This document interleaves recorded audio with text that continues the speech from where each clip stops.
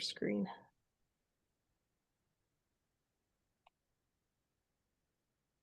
Does anyone Okay, object to maybe that before we go any further? We record these meetings, so if there's an objection, please let me know.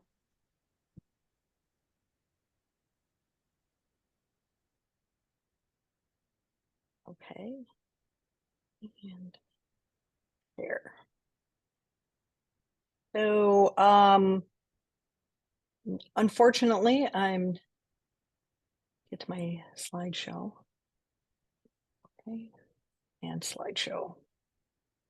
So welcome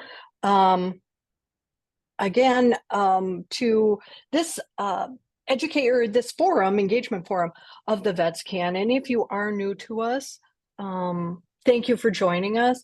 I'll just do a brief overview. Will you please let me know that you can see the slide that says VetsCAN?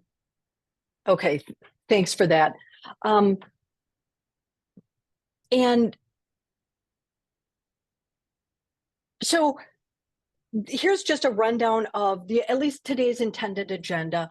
We'll have some updates from our friends at the VA hospital, also from the Wisconsin Department of Veterans Affairs and others. I know that Jess has an announcement from Team RWB to share with us. And after that series of updates and announcements, we'll move into the educational component. And we're happy to welcome Lisa Shervin and Jenna Haberkorn to talk about the programs that they're affiliated with at the VA hospital and the BRAVE program, which is located at the Medical College of Wisconsin in Milwaukee. So we're looking forward to that. For anyone that is not familiar with us, if this is your first time joining us, VetsCAN is the Veterans Community Action Network of South Central Wisconsin. We are the Community Veteran Engagement Board recognized by the VA's Veteran Engagement or Veteran Experience Office and affiliated with the Madison VA Hospital. I do want to take a moment to introduce our board members that we've got on the line here. First, I'm Kathy Still. I'm the president of our board. We've also got Keith Lang is our vice president. Connie Walker is our treasurer secretary right now, and we've got Natalie Eisenseat, board member also. Yeah, so Connie is unofficially wearing two hats. So unofficially, it's not even true. And it was my distinct pleasure to be a co-founder of the VetsCAN and its first president. It's been an honor since we started. So thank you. And we are always looking to expand our board. And so from community partners, or if you're in the, in the space of serving veterans, we are always looking for people to talk with and to join us. Is Natalie on board with us? Yep, she is. Yes, I'm here. And yeah, sorry, I thought I mentioned Natalie also.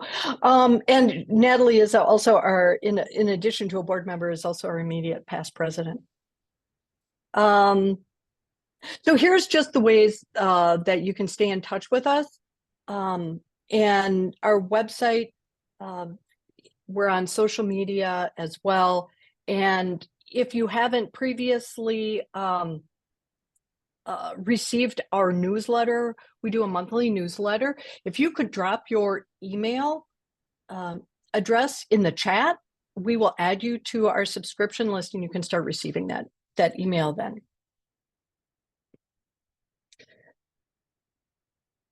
So we're always looking for to grow our audience and to grow the organizations that we engage with. And so if you are here today, please join us next month. As you can see, we'll be talking about dental care for veterans on June 20th. But go ahead and please invite someone else to join you in logging on and participating in that engagement forum as well.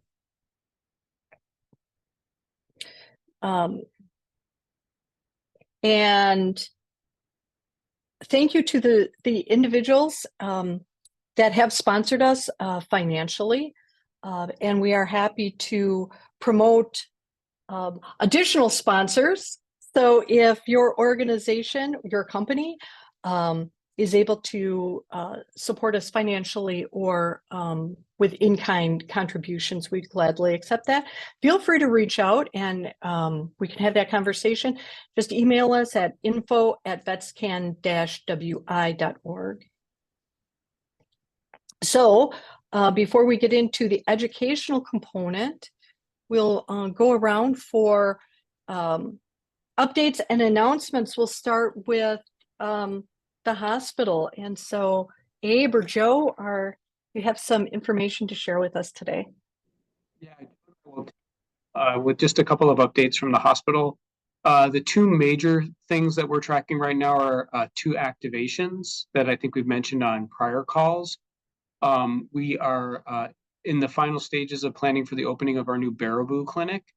So our Baraboo clinic is scheduled right now to open on July 1st. So we have a couple of kind of events preceding that, but we're planning for care to begin at that new facility on the 1st of July. And just as a reminder, that is a doubling of the size of our Baraboo clinic, which will allow us for additional administrative space, additional services, and future expansion. So we're really excited about that additional service available to veterans in Baraboo, and we'll be conducting some outreach efforts to promote that new expansion.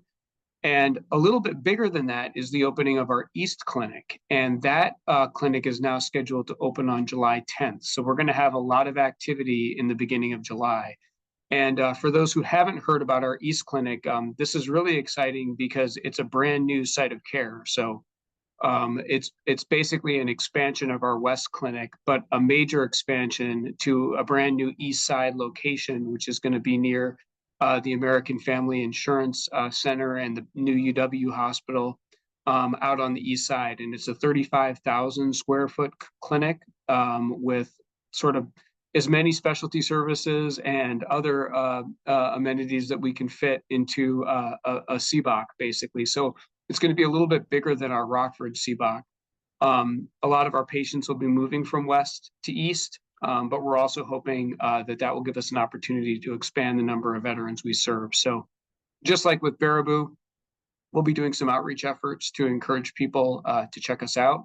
Especially veterans who haven't been connected with our care. I think it's a great opportunity for people to take advantage of a new resource in town, especially with increased eligibility through the PACT Act.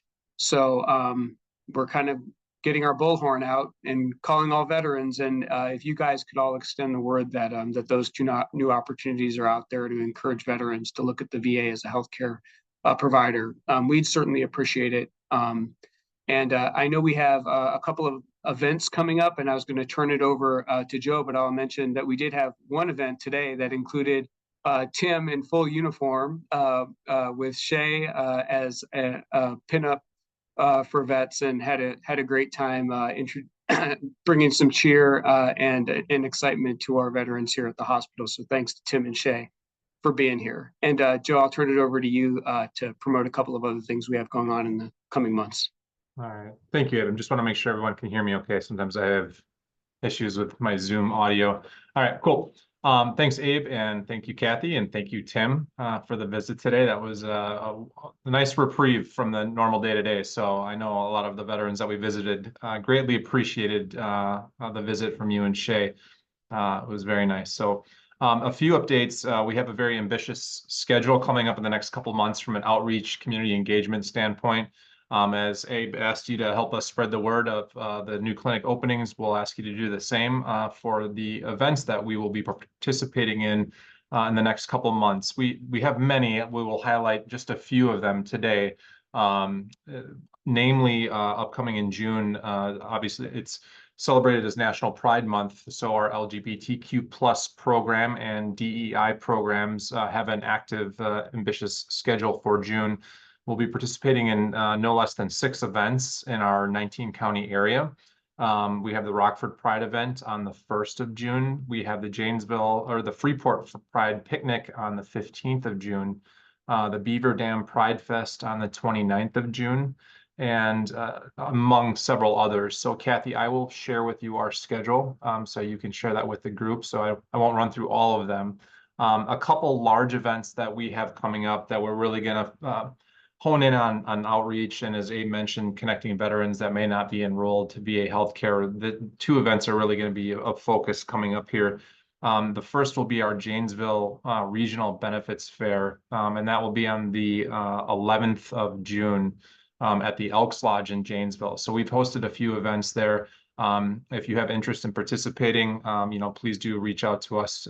You can reach out to me or Jim Barnett here at the office. But we'll have about 30 vendors there at the Elks Lodge, and we usually average about 100 to 150 veterans, and we're hoping for more this time. And there'll be free food for that event. So that'll be a nice event. That will also be planning a regional veterans block party in Fort Atkinson. So this will be the first of its kind. We've held a similar event in Watertown at the Elks Lodge, but this event in Fort will be for veterans, not just that reside in Jefferson County, but the surrounding counties. It'll have multiple sites. So basically we'll have the Fort Atkinson Club, which is a beautiful building. And we're working with that nonprofit there that is coincidentally right next door to the American Legion in Fort. So we'll have a barbecue, the Midwest Barbecue Outreach will be supplying food for all of the veterans in attendance. So there'll be free lunch, and it'll be kind of an all-day affair. There's also a farmer's market across the street. There'll be fly fishing lessons. It'll be right on the river, on the Rock River there.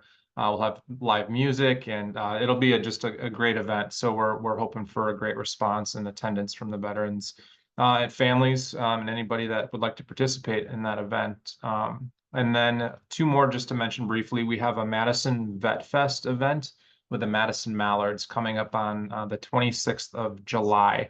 So that's also the VA night at the Duck Pond. So that's our employee engagement event, and we've also kind of paired that with a veteran engagement event as well. So veterans will have free entrance to the Mallards game.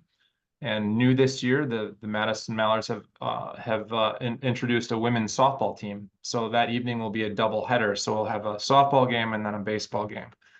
So it'll be double the fun that evening. So that'll be the 26th of July, and there'll be low decibel fireworks after that event as well. So that'll be exciting. And then lastly, Veterans Appreciation Day at Dane County Fair is the 18th of July. So we'll be there, as well many other veteran programs and organizations. So hope to see you there. There's a lot more on the schedule. I'll send all that to Kathy so we can save a little bit of time. But thanks in advance for helping us spread the word and connecting as many individuals to those events and us as possible. We appreciate it. And that's all I have, Kathy. Thanks. Thanks, Joe. Thanks, Abe. That's wow, what a busy schedule that you've got coming up. Lots of activities, and yeah, it's like, we'll get that from you. We'll post those activities on our events calendar on our website, so that there's one place to get all of your events news. Great. Thank you, Kathy. We'll send the flyers as well, so you have those. Sure, great, thanks. Keith. Abe, is there an open house at the East Side Clinic? Mm-hmm. Oh, you're muted, Abe. Sorry about that, Keith, and thank you, Joe.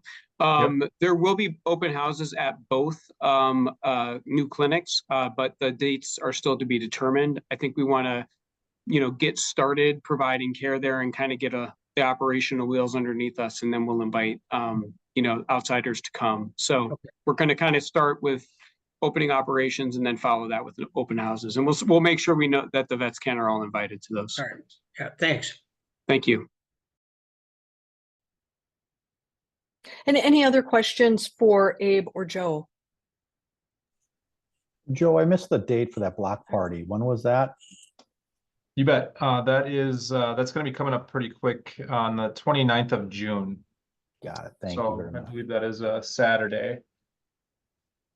Yes, so Saturday. So the time for that event, Tim, will probably be right around that 11 to 4 o'clock range for that event. Like I said, there'll be a farmer's market that'll be happening all morning, so it'll kind of blend together a little bit. But yeah, we'll be there cooking barbecue probably about 5:30 in the morning is when we'll be starting to get that going. So Sounds good. it'll be worth the visit. Thanks, Tim. Any other questions? Okay, well, we've got Jenny Fahey here from the Wisconsin Department of Veterans Affairs, covering down for Joey Hoey. And so she's got updates from the department. Yes, thank you for having me. Happy to fill in today. So some updates, Governor Evers announced the Veterans Mental Health Community-Based Organization grant recipients recently. So hopefully everyone received notice of who those partners are who receive those grant funding. We are looking to possibly do a third round of funding. So people should be on the lookout for that announcement as well.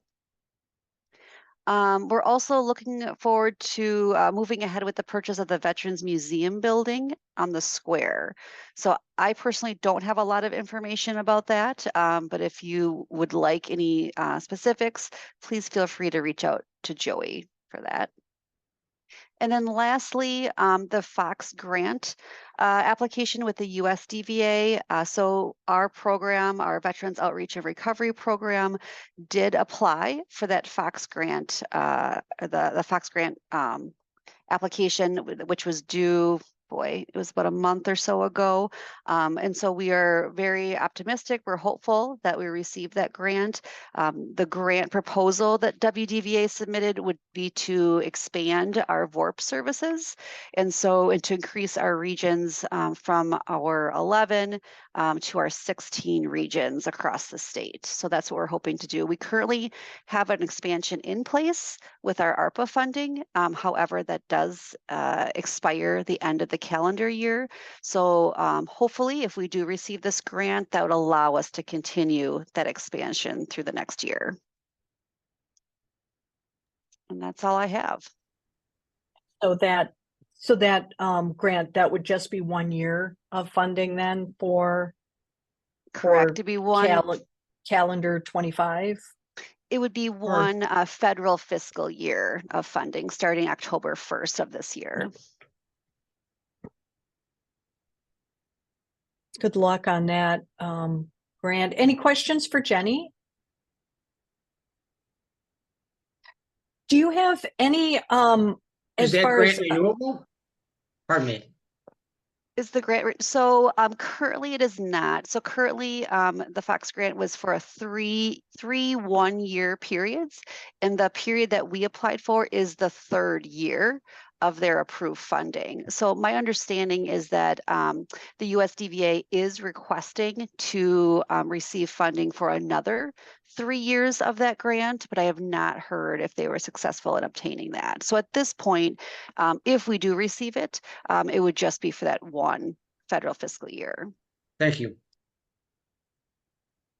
Jenny, you mentioned at the top that there may be a third round of grants available, and those are the grants from WDVA that you guys award. It would be is that right? It would be from the ARPA funding that we received from Governor Evers to distribute for veteran services. And is there a timeline as far as when that third round may occur? Or yeah, so I apologize. I'm not sure what that timeline would be. I guess if folks are interested in that, if we have that information, I can certainly have Joey send that out. okay, yeah, we'd be happy to include that information in our newsletter and spread the word on that availability or on that timeline to those organizations that may qualify or may be interested in applying for that. Okay, I know that. I'll obtain that information and get that out. Great. Thanks so much. Any other questions for Jenny?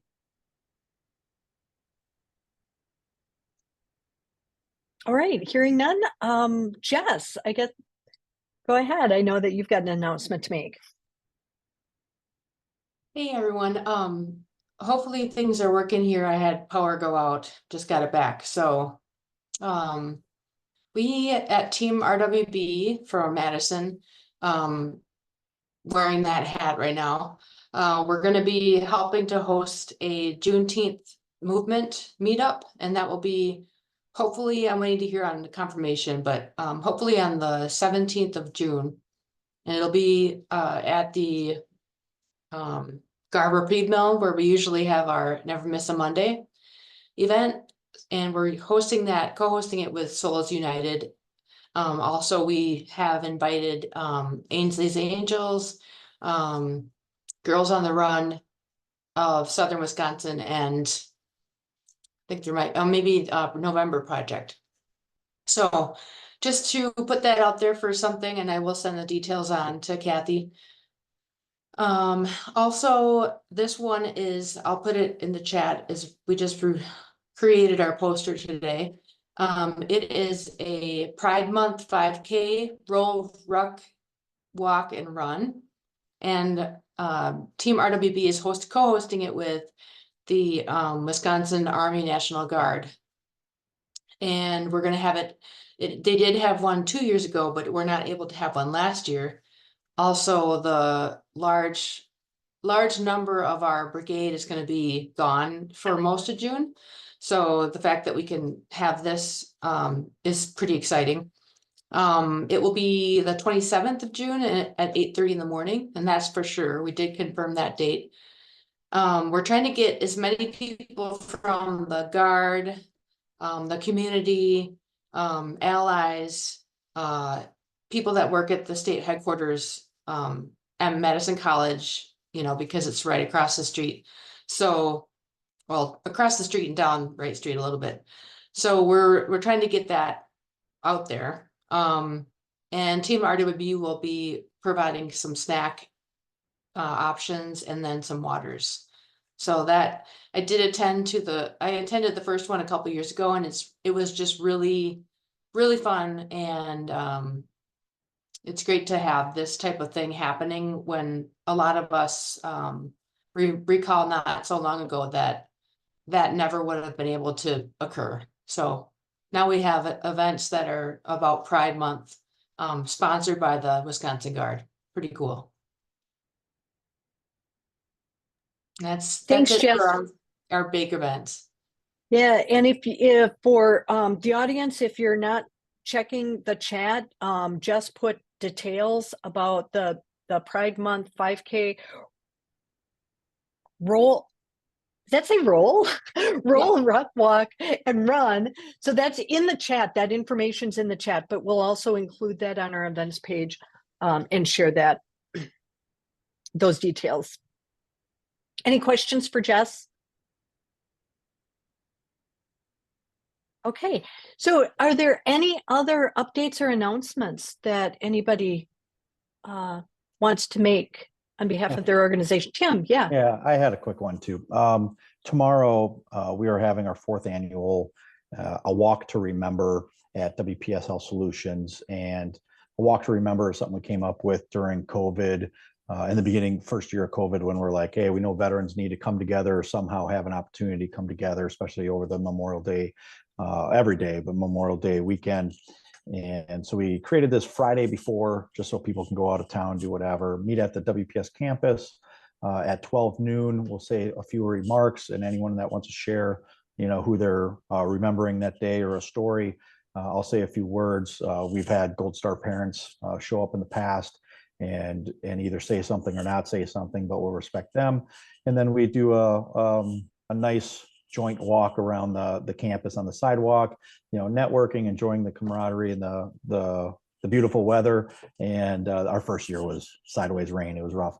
Or second year, I think it was. But either way, we'll enjoy a great day together, take a few laps around the campus. Last year, I brought some bricks so you can physically feel the weight of something as you walk around. And yeah, and then we'll go about our day. It starts at noon and usually lasts an hour, a little over an hour or so. And it's quick, easy, meaningful.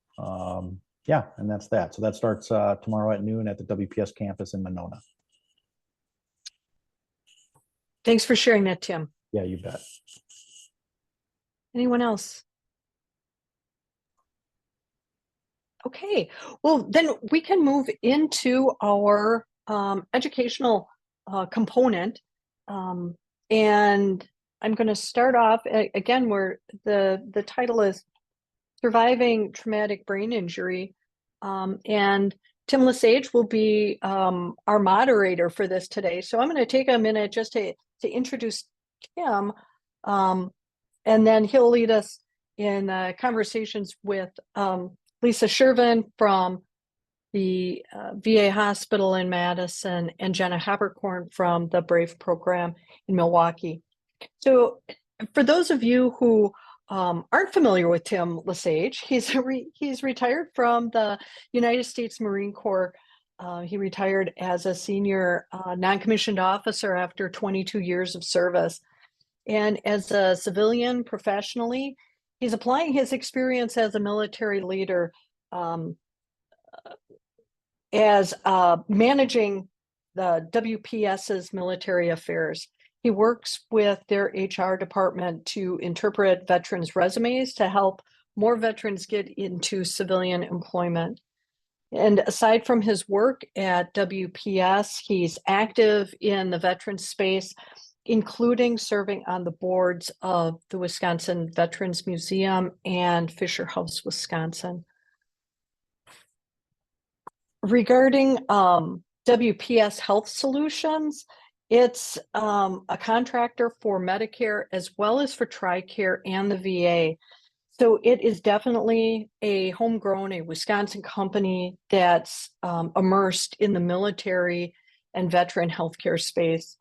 And we are grateful for WPS or to WPS for allowing Tim to join us today in this capacity, and for his important and for the important conversation that he's going to be leading about healthcare specific to traumatic brain injury.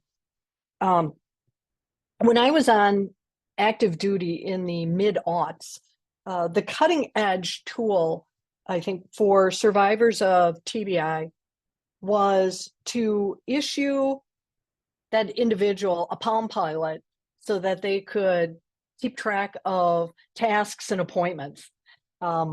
And so today we're going to learn about at least some of the advancements that have been made in the intervening 20 years. I think it's really encouraging to know that we've moved beyond just issuing folks a Palm Pilot, which doesn't exist, of course, anymore. But for those of you that don't know what a Palm Pilot is, that was kind of the precursor to the smartphone. So anyway, so Tim, I think I'll just let you take it from here.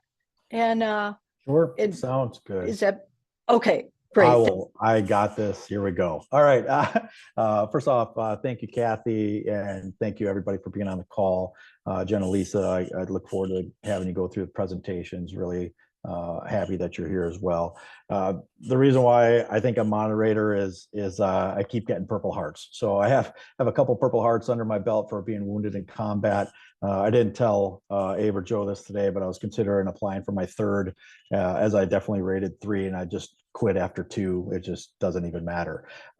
So in my Purple Hearts being wounded early on in my military career, 2003, 2004, each one of those came with a traumatic brain injury that was never dealt with. The physical injuries, the wounds, the bleeding, the gunshots, or the bomb blast, that was dealt with and treated. But in the early years, if you think of Civil War, World War I, World War II, veterans coming off of a train, walking down the gravel road with their sea bag over their shoulder back to their farm or whatever, that was still happening in 2004 timeframe. People being wounded, several members of my direct team, so not just random stories, but people in my team that were wounded, all came home individually. One EAS'd and he goes, "There's no one here to re-enlist, so I'm just gonna leave my gear here and go home." And his wife, 1 year of being married, his first year nursing student wife was plugging 9 holes in his back at the time. And they just moved to Minnesota, where he's lived ever since in 2004 without a VA appointment or any care. He just thought that's how it was supposed to be. And that's how it is still today. Myself, same type of situations. I had amnesia for about 4 months, so self-care wasn't really working out. My 5-year-old was changing bandages, and that's just how it happened on my couch on base. The traumatic brain injuries led to a million things that we're going to talk to, but it's been 20 years of creating brain neural paths that just funnel and get deeper, and a lot of those are in negative space, and it's amazing to hear some of the things and reading through the slides and some of the progress that we made as we look forward at the work ahead. We also need to remember those in the past that definitely need to rebuild those valleys that we created in our brains and kind of build them and make them softer so that we can really enjoy our lives. Ultimately, it's been 20 years of war. Most of us just strive for peace at this point. So trying to get out of those valleys in our brain and really finding ways of peace is where it's at. And those of us with TBIs, we're our own worst advocates, worst enemies. And it's amazing to have the professionals out here really helping us along. I will pause there, and I will let's say paper, rock, scissors. Let's go. Jenna, how are you today? And if you could introduce yourself and take it away. Everybody, thank you for having me. My name is Jenna Havercorn. I am the program director for the MCW Brave program. We are in Greenfield, Wisconsin. And just so you know my background, I am not a vet, but I come from a vet family.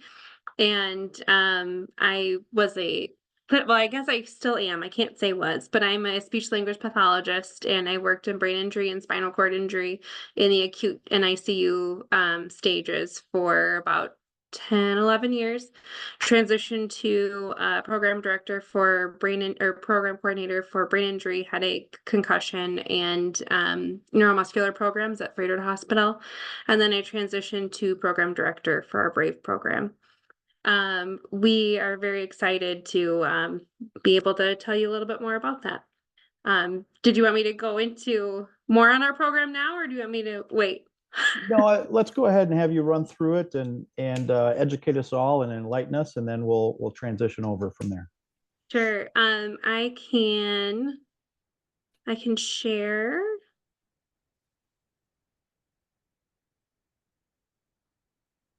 There we go.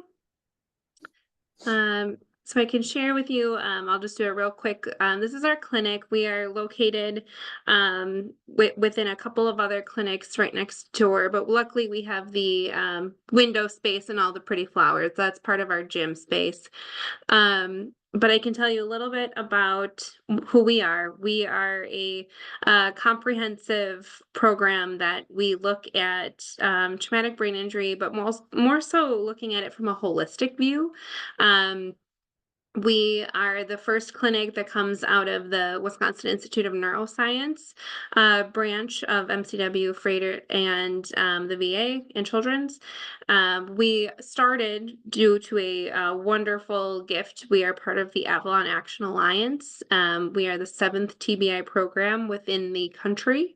So what we do is we do 3 different phases of care. We have a 3-day evaluation for anyone that has had a traumatic brain injury anytime in their life.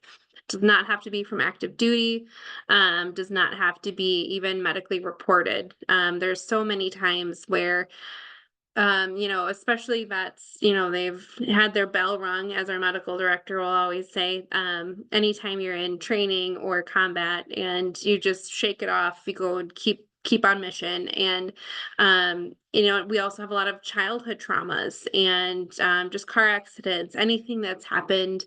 And especially in the state of Wisconsin, there might be something with alcohol involved, something you didn't want to go to the ED for because you didn't want to report what had happened beforehand. So, as long as we know what had happened, we can kind of take the symptoms, and that's the big part of being a holistic way of treating, is that we're looking at the symptoms. We want to get to the root cause of the symptoms that our patients have. So we do a 3-day evaluation where we have our psychiatry team, our behavioral health team. So we have a collection of psychologists and psychotherapists. We have our speech language pathology, physical therapy, and we'll do a comprehensive evaluation. We have social work, case managers, and they will take a look at, what are the symptoms and actually identifying, well, what is causing those symptoms. so many of our patients have developed compensatory strategies for whatever symptoms they're having. Or, they've kind of said, oh, that's just because of this, and minimize some of the symptoms that they have and minimizing the effect that it might have on their life. So it's from all of the patients that we've had. I actually can say all of the patients we've done a 3-day evaluation, every single one of them have said how validating it is to go through our program. And so many people have said, I'm not crazy. And, this was a reason for this happening. And it's really been rewarding to see that and to see this light in people of, oh, this is something that I can get better. One of our patients recently told me he was our first graduate from our intensive outpatient program. That's our next phase of care, which is a 3-week intensive outpatient program where we take the roadmap we've identified from that first 3-day evaluation, and we actually put it into work, and we let the patients stay with us for 3 weeks, and we go through. On average, our patients are getting about 80 hours of therapy within 3 weeks between group therapy and individual therapy, some activities on the weekend. And this one patient we had said, I just always thought I was going to be here, and that was just me for the rest of my life. But now I realize I can actually get here. And it's the first time I'm acknowledging that I might be able to do better. And so it's just been amazing to have all of our patients in clinic and to continue their journey. I won't go through everything just for sake of time, but please go through our slides just to kind of look through the reason that we're here, what is involved within our therapy. We really do look at a comprehensive collaborative approach to how we treat our patients. On our 3-day evaluation, we start that once they've done a tour and checked in with our nurse. We start with what's called a roundtable, where all of our patients, they just do a really quick story. It's, our first couple of patients were like intimidated, so we changed it from fishbowl to roundtable as far as what we call it. But they get an opportunity to tell us about their day, tell us about their life, tell us about the symptoms that are bothering them the most, but also in an opportunity where everyone who's going to be evaluating that patient is hearing it at that exact same time. That's not that they have to go and share their story again to this next patient and this next clinician, and then tell it again at this next evaluation. Everyone's hearing it. They never have to say it again. We got it. Any questions they have, we're answering them all at the same time. It definitely has that team support that our patients feel like. A lot of them have said this is a new vibe. This is a new vibe of having everybody on the same page, and it's been great. So just a little bit about our clinic too. We took over an old spine care clinic, so we have a number of private exam rooms. We have a gym where everybody right here we will do on the right side facing the window. We have a number of tables put together so we can do group classes there. We also do our art and art therapy there. We will move some of our tables to have yoga in the gym, but we are also across the street from a park. So we are, now that it's nicer out, doing some yoga outside on Tuesdays and Thursdays. We also have this vet lounge, which we took an old check-in center, which you might see at different doctor's appointments. We walled it off so that is the area that our vets can go hang out, get away from us, just have their lunch if they don't want to go out in the gym. So we have, little areas and little touches to definitely make it feel more homey. Our clinic is we have a jeans policy, please wear jeans, where it's not we can't kind of take that stigma of this healthcare white coat, just to kind of break that down. We don't have that much time with our patients, so we definitely want to start off without having to break any barriers down and have people feel a little bit more at home. So here's the map of part of our Avalon Action Alliance. As you can see, we are the only TBI center within the Midwest, but part of our network is there's also warrior path programs, which work specifically on post-traumatic stress and post-traumatic growth. And when there's also 2 different substance use treatments, which is 42-day residential treatment centers for any substance. So we work really closely with our alliance partners to try and figure out what we can best, what location would be best to help any of our patients. And so far, it's just been a great experience. And here are some resources. They're on the slides that I had sent to, but I'm happy to have any questions or anything, please share with me. That's amazing. Amazing brief. Thank you very much for sharing. And just the fact that there's only 7 and one's here locally is, it's great work that you do, and really appreciate the time of sharing what you Sure. got going on. Absolutely. And one thing I forgot to add too is that we are able, because of this gift that we were given, we are able to offer this to our patients for little to no cost. That's amazing. Yeah, and that's, as we all know, a lot of times when you're dealing with, whether it's PTSD, TBI, money and personal problems are a mask, or it's just a layer of your problem. So the fact that you have that covered as well is a blessing. So awesome. Jenna, can I ask a quick question? This is Lisa from the Madison VA. How do we get folks over there? Yep, we have we have a website on our MCW website. Otherwise, a really simple way is to just email at brave@mcw.edu, and we do a pre-screen link. So the way that it works is there's just a real simple just to make sure that it's the right fit for that patient. It's just 6 questions, I believe, just to make sure. Have you ever hit your head at some point in your life? Do you ever think you might have had a concussion? Are you a vet or first responder? It's basically as simple as that, because our application is a bit lengthy. So we just like to narrow it down right away if there's anybody that we feel like might not be the best fit. So then once they pass that stage, they'll do a longer application. Anybody who has troubles filling that in, they can call our clinic. We can do it virtually. We can help them through it. Then we have our clinical team will go through their application and make sure it's the right fit for them, make sure we have the resources available to help them. And then we invite them to come for their three-day evaluation. But yeah, I can put in the chat the direct links for our website and everything like that. If I could ask a quick question too, and this would involve maybe a bringing, and I don't know, your question about how does the VA TBI program access this is so perfect, and your briefing was great, Jenna. Thank you. Would it be necessary, I'm wondering from the VA's perspective, for you guys to be signed up with a community care network to deliver? We're working, yeah, we would love to have that community care. We're working with our Milwaukee VA, any help possible to bridge that community care. As you know, it is tricky to get started. So we do offer, close to the VA, our Milwaukee VA. But one of the things that we're looking for that community care is, because of how compact our program is, that we are able to get people in for more therapy than they might be able to, and a little bit quicker. And our location might be closer to some other folks.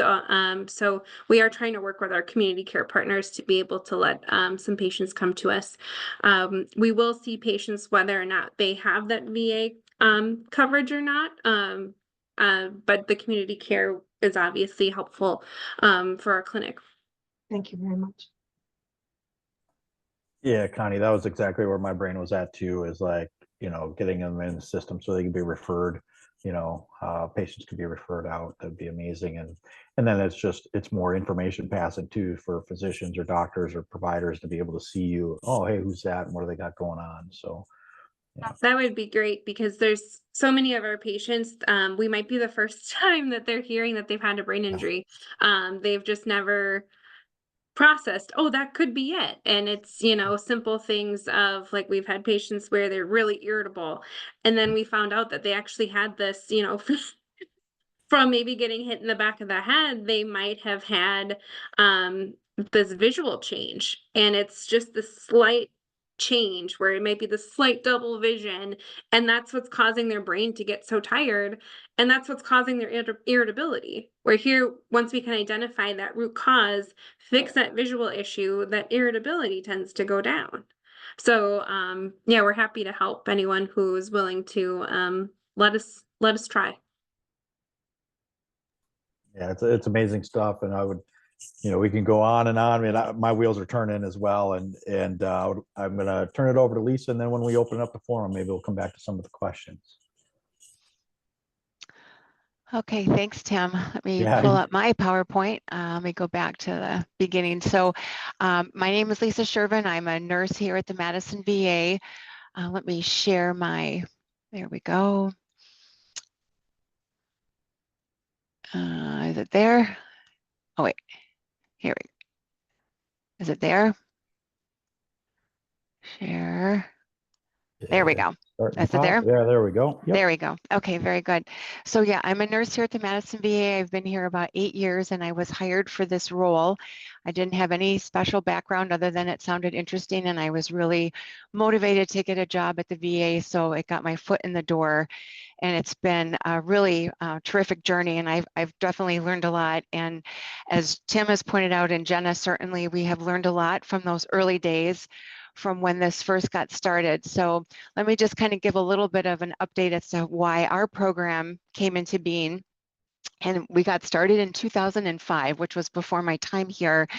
But very quickly, the Veterans Health Administration recognized that so many of our veterans, these post 9/11 vets, were coming home with concussions or traumatic brain injuries. And one of the reasons it was so much more prevalent or being noticed, and what I've been shared with others, is that our veterans were surviving blasts that they normally might not have, with the Kevlar and the sophisticated IEDs and then the equipment that folks like Tim were wearing out in the field.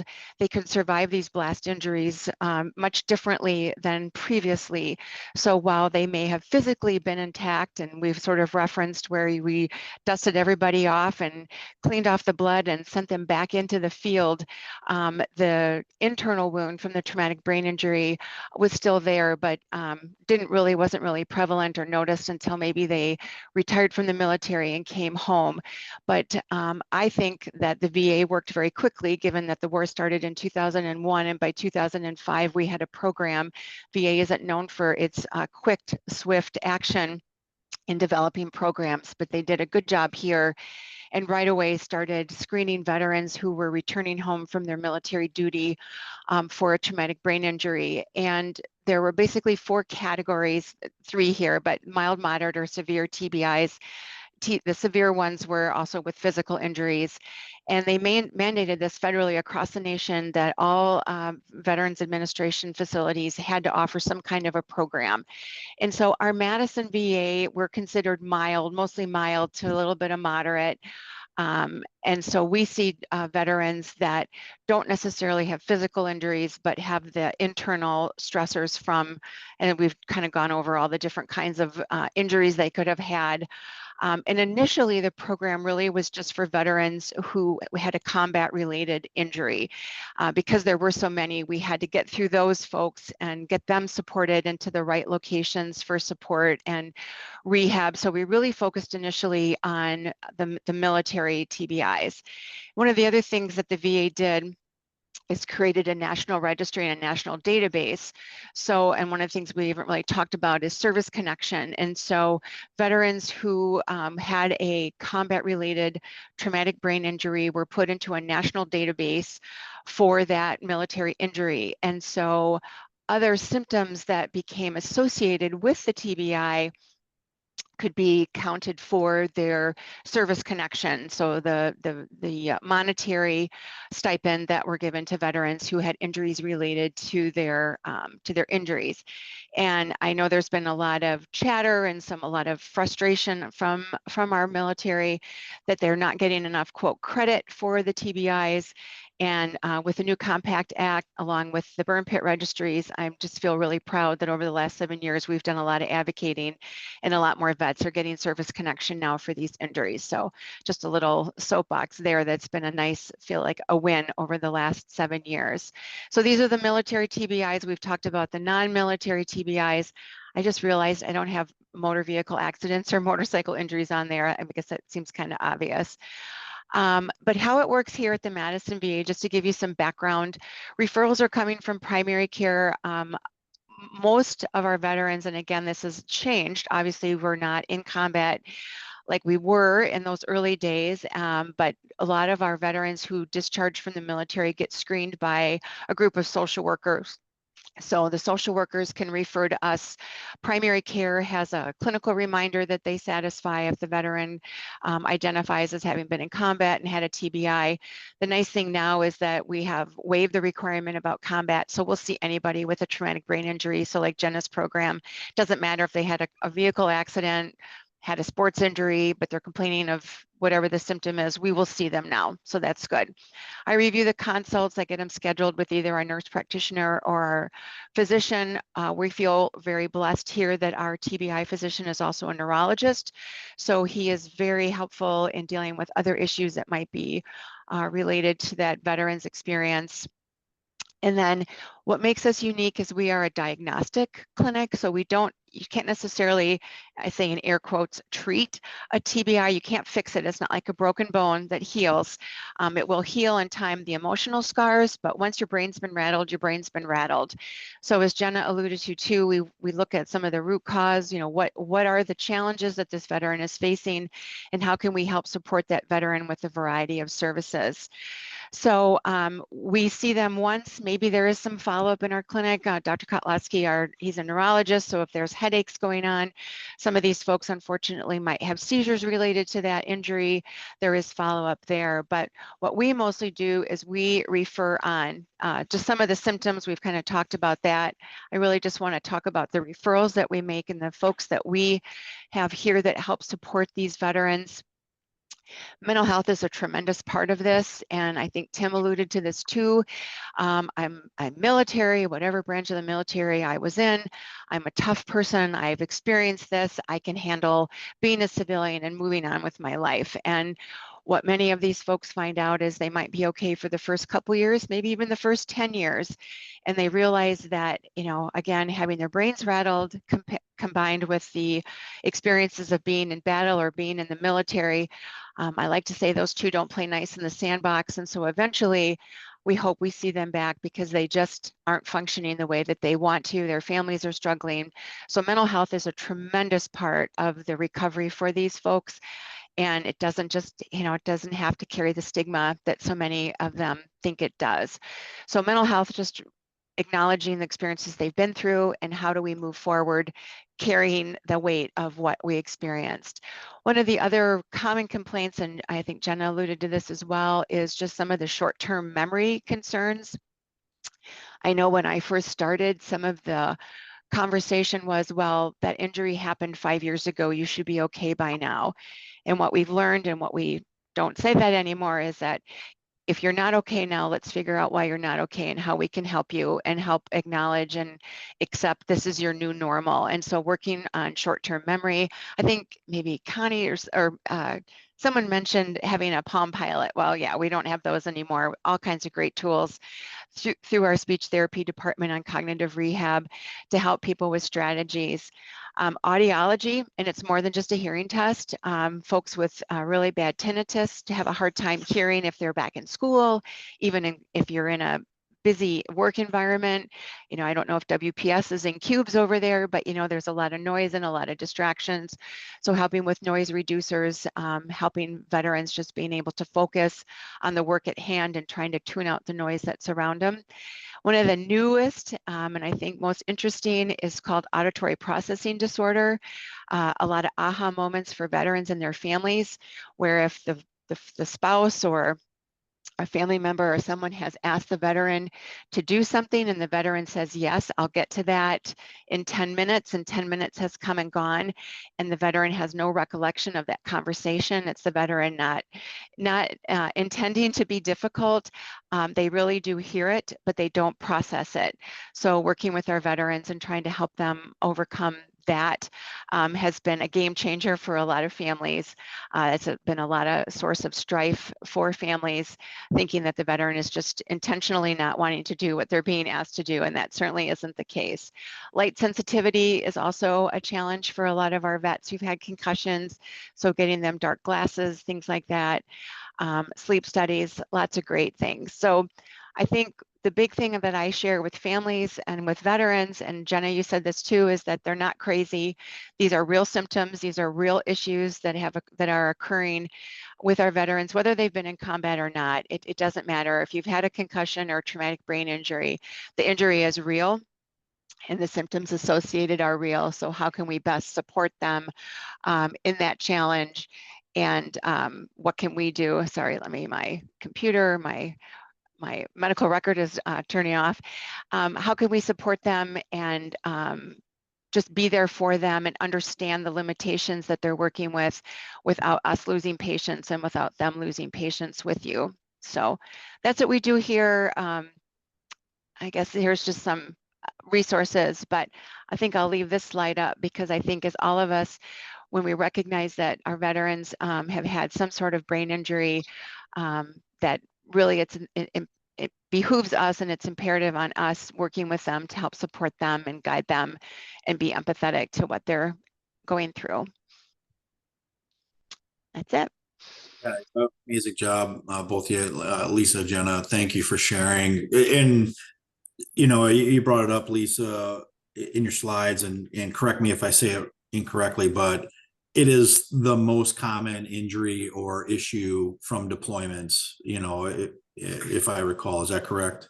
Yes, you are absolutely correct. It is the #1 injury from this post 9/11 conflict. Right, absolutely. there we go. And that many, military members and veterans dealing with that type of thing. It's obvious why we need to really be forward leaning and trying to research ways inside the box, outside the box. How do we, assist? Like you said, maybe we can't fix something like a knee replacement. You can't fix certain things, but you can create life habits, different things, environments to really get along the way. For myself, I should have a doctorate in life with TBI, if that's a study. No true education, just life on the streets with it. And it really did start with the Palm Pilot that I was issued in Madison. I was wounded overseas, and eventually I was able to get transported back to Wisconsin, where my family is, because they could help me out. Like I said, I had amnesia in and out from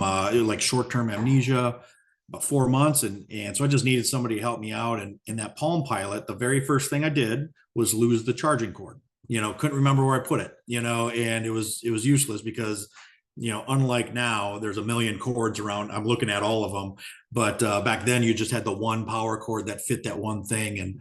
But the concept was correct. My brain wasn't remembering. I wasn't, I couldn't get a timeline down when 9 days prior or whatever it was, when I got hurt November 4th, November 9th, I was on my couch bleeding out still, needing medical care. But in those 5 days, I went from running combat operations to home, right? So before the brain injury, I remember the last 4 of my Marine socials. I know the grid coordinates and checkpoints and patrol routes and frequencies. I know all that in my brain. And we play games like Keep in Mind Sniper, just for memory retention. We do all this stuff. And all of a sudden the next day I can't remember where I'm going, why I'm up at 2 a.m, half dressed in uniform and in my boxers, driving to Los Angeles. Like I have no idea where I'm at, what I'm doing, or driving down the road or not in the road, just in the house or whatever it is. And something will hit me, and I can't control my body at that point. And I don't want to say that in a legal aspect, but as far as the sweating or the physical reaction of what's happening, to my body. I can't control it. Like I've just gone, into the sweats, I'm shaking or something's going on. And for someone that's like, just drink more water, get a pair of better shoes, if you want to go for a hike, or, work out if I feel overweight. With the brain injury stuff, we just can't, it's not something I can go and fix, which then, as both have mentioned, really escalates your daily life patience and lack thereof patience, which spills onto the families, your kids, the animals, and road rage and everything of the sort. And interrupt me at any time, but just kind of going over what it was like dealing with this on a daily basis, and the poor VA, And I'm probably going to interrupt you soon because I have a Yeah. question. Yes, absolutely, by all means. And I do have a couple little questions, but Connie, if you want to jump in with one, go ahead. Before you do, can I quick add on to what you Yeah. were saying? Yeah. And it's also, because there are some things that once we figure out what's been going on, we could potentially fix that, if we know what it is. If it's something that there's just been maladaptive behaviors that have just been created over the years because you didn't know what it was, you didn't know what was causing this. Like we have a number of people who they say I avoid the grocery stores because it gives me anxiety because of my hypervigilance, and they just assume it's hypervigilance. Where then when we do the visual testing on them, it's like, no, actually you have deviations and that's causing these other issues. And when people don't necessarily know that, but the tunneling of grocery store aisles, similar to like driving with construction cones on both sides, that's actually like very tricky for your brain if there is a visual disturbance. And so like when you're doing this testing and all of a sudden these patients I'm getting anxious, my heart rate's going, I'm getting flushed, and it's like, when else do you have those issues? And they're like, when I'm at the grocery store. And it's like, and he's like, but that's just my hypervigilance. It's like, no, I think it's both. You just have assumed it's hypervigilance, but we could work on this aspect of it if we do the visual therapy. That's very interesting and makes sense too, because anyone who's operational, anyone who's deployed, you're vigilant, and we become hypervigilant or whatever it is, but we get these keywords or cliches and we just lump it all together into that, so hearing that there's other things and some of it's correctable or adjusted. And for me, it's like I get calls all the time. And when I have my own issues, I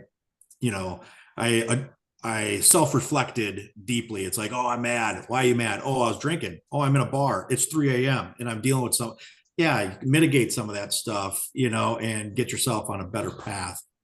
Connie, what you got? A little bit of a different tack, but I don't want this to go unasked. Folks will remember that mass shooter in Maine, who had been exposed to thousands of low-level blasts in his time in the Army hand grenade training range. He'd never been exposed to combat.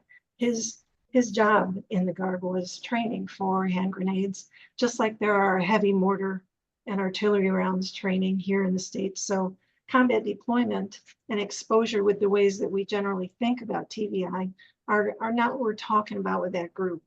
When they did an autopsy on him, they found traumatic brain injury, but did not identify CTE. So my question is this.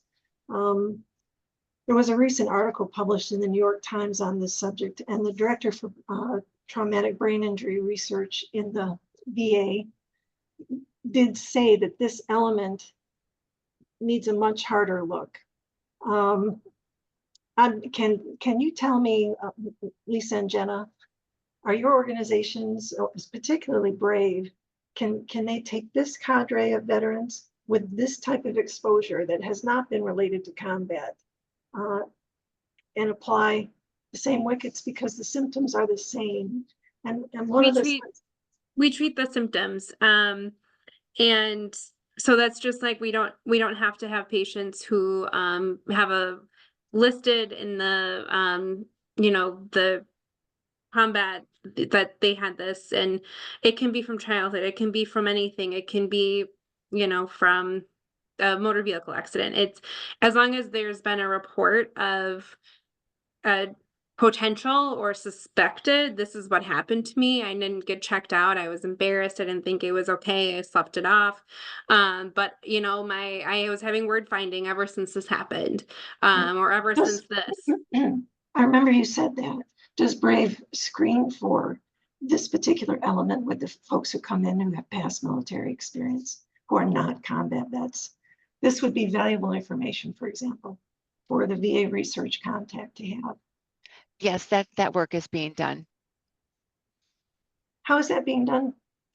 Well, we collect all the data. There's a national registry, national database. So all that is being done. And as I mentioned before, you know, when the program first started, it was just directly related to combat, but now it no longer is. And, you know, unfortunately, you know, we do talk about the gentleman out in Maine frequently, that it's unfortunate that it took something like that, but those of us that are in this field have known that for a really long time.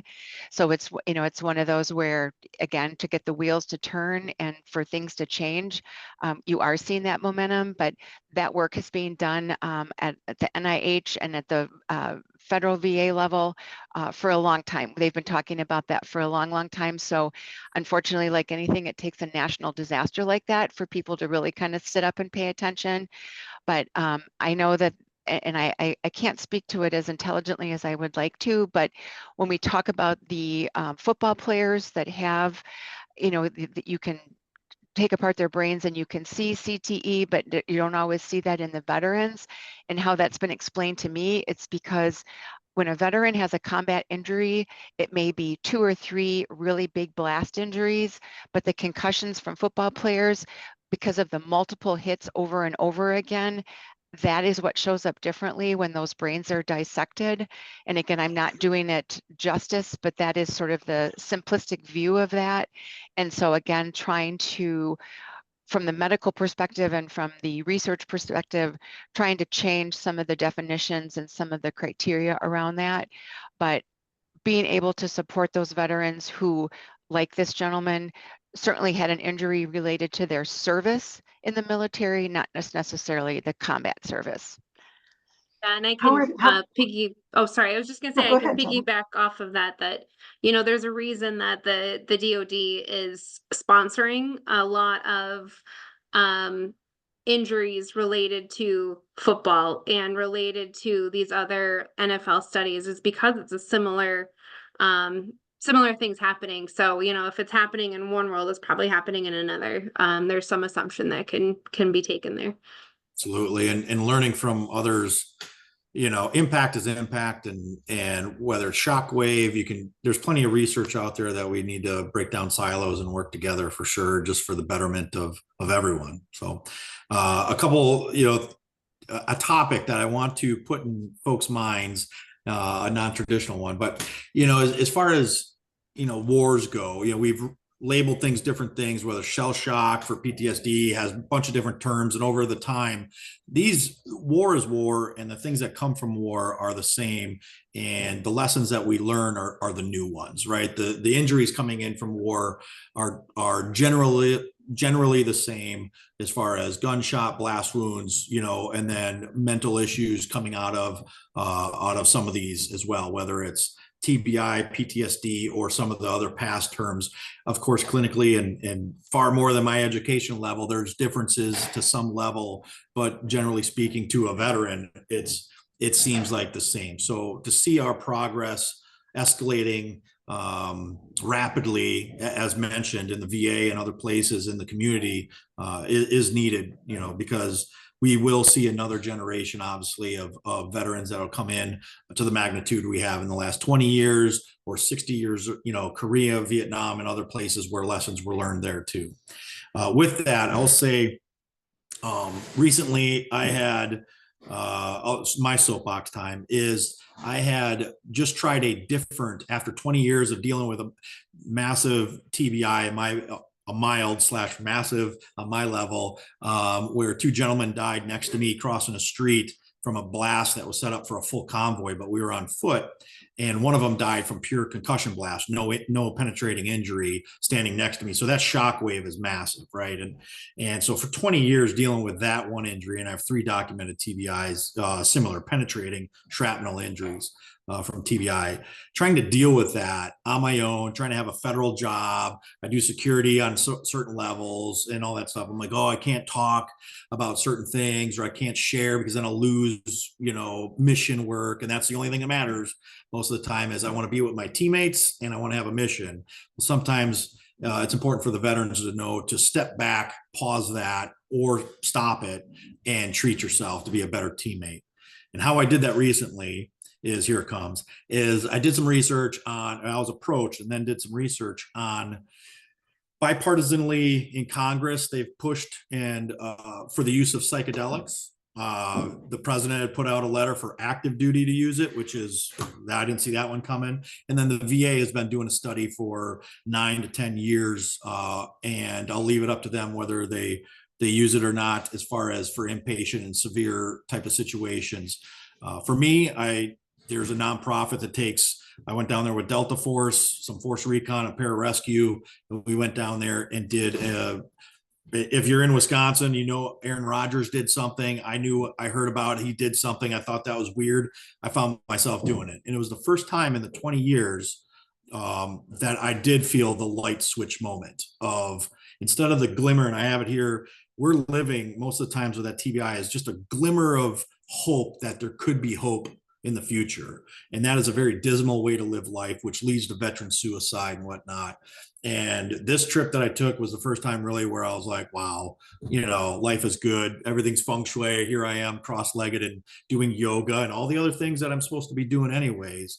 But it was just a kick in the butt, if you will, moment, taking that outside the box medicine, if you will, which is a leaf and a vine that they mash up, and that's it. No additives, no preservatives. So I am putting that in your brains as almost a closing remark, or if there's any commentary on it as potential options for treatment and things that veterans are out there trying. And sometimes, as veterans, we make all the wrong choices. We're in the bars, we drink too much, we ride our motorcycles too fast, we do all the typicals, but every once in a while we get some stuff right too. And I feel like there's something to be said down this path of a natural control, not going to a club, not sitting on your couch recreationally using, but in some sort of therapeutic use.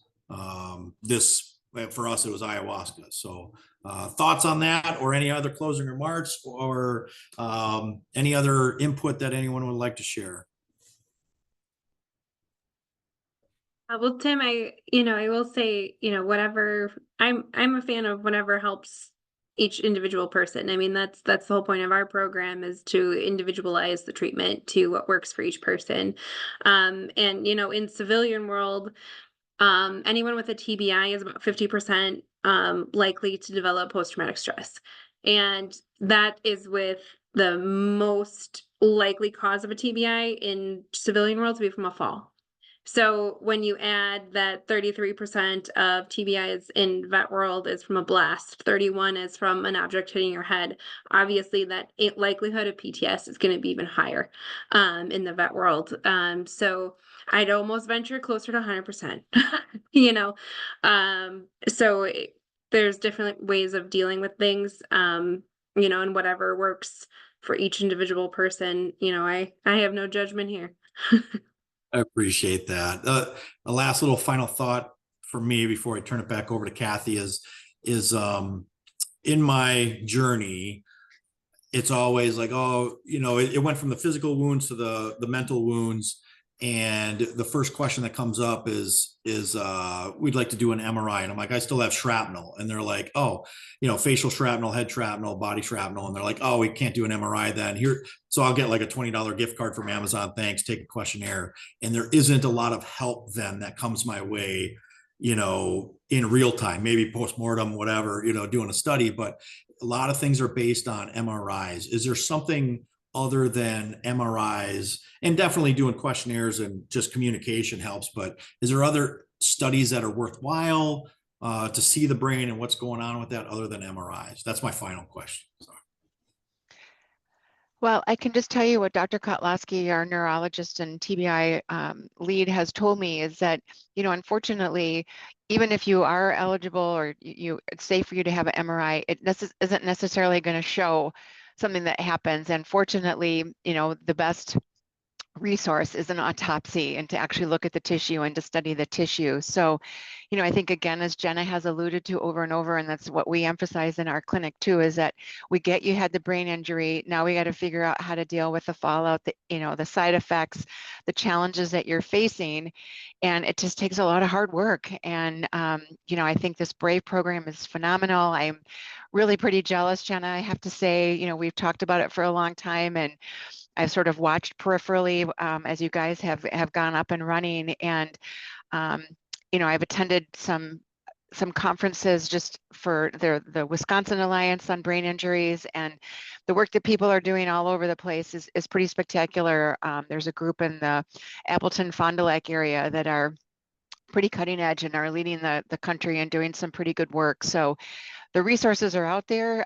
They may not be easy to find, but they're there. And I think whatever all of us can do to help get folks to those resources will just go a long way. But, a scan is a scan, but, what we can do to support you emotionally and spiritually, I think goes a long way. That's just my soapbox.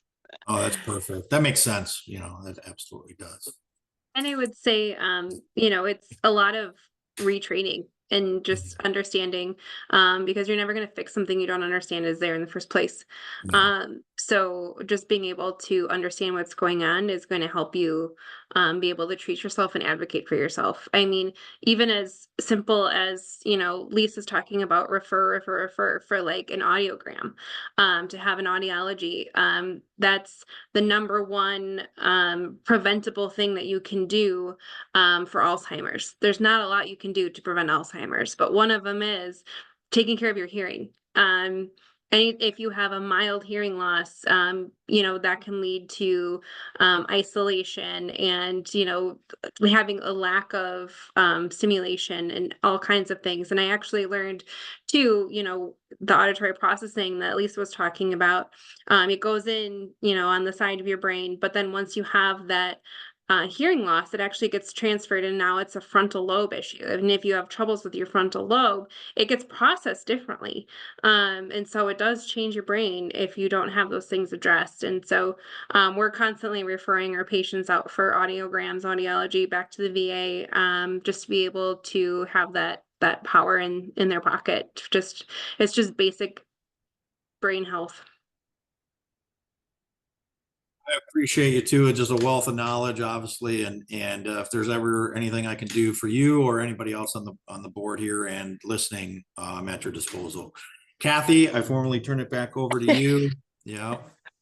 Wow, what a wonderful presentation and discussion. And thanks, Tim. Thank you so much, Jenna and Lisa, for joining us and sharing this information.